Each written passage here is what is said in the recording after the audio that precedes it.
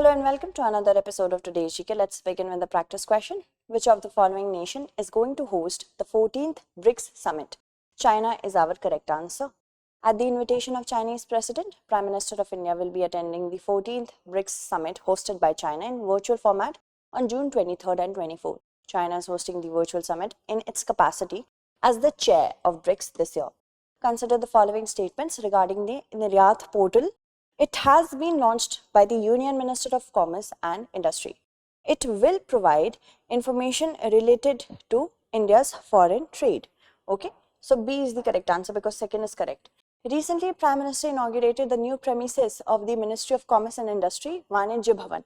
During the program, PM also launched a new portal, Niryat National Import-Export Record for Year Analysis of Trade. This portal is developed as a one-stop platform for stakeholders to get all necessary information related to India's foreign trade.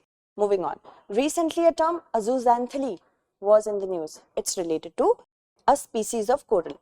Recently, scientists have recorded 4 species of azooxanthellae corals for the first time from Indian waters.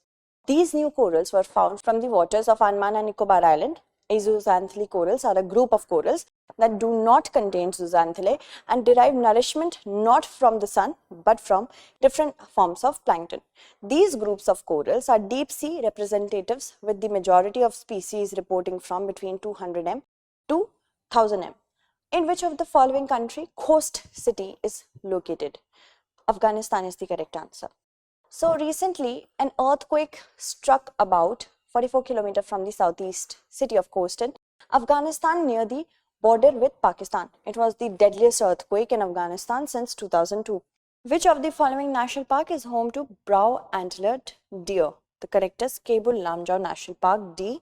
Recently, there was a protest near Kebul Lamjau National Park against the move to shift proposed heritage park in Manipur. Kebul Lamjau National Park is home to the endangered brow-antlered deer. Sangha is the state animal of Manipur and comes under the Schedule 1 of the Wildlife Protection Act 1972. The status of this deer is endangered on the IUCN Red List. It is largely seen over the floating biomass locally called Humdi in the southeastern part of Loktak Lake inside the park. Moving on, Ziminy Island lies in. The correct answer is Black Sea. Recently, Ukraine said that it has caused significant losses to the Russian military in the airstrikes on Ziminy Island in Black Sea. This island is a small piece of rock less than 700 meters from end to end that has been described as being X-shaped. This island is also known as Snake Island. With reference to Surya Nutan, consider the following statements. It is a rechargeable and kitchen-connected indoor solar cooking system developed by Indian Oil Research Development Center, Faridabad. Both are correct. C is the correct answer. Recently, there were demonstrations of Indian Oil's Surya Nutan indoor solar cooking system. It's a stationary, rechargeable and always kitchen-connected indoor solar cooking. This is a patented product designed and developed by Indian Oil Research and Development Center, Faridabad. It has the potential to transform our energy security situation as India currently imports 50% of its LPG requirements. Dadap lopping is related to which of the following crop? The correct answer is coffee. The dry spell in the coffee-growing areas of Karnataka during the early part of monsoon has planters worried about the future of their crop.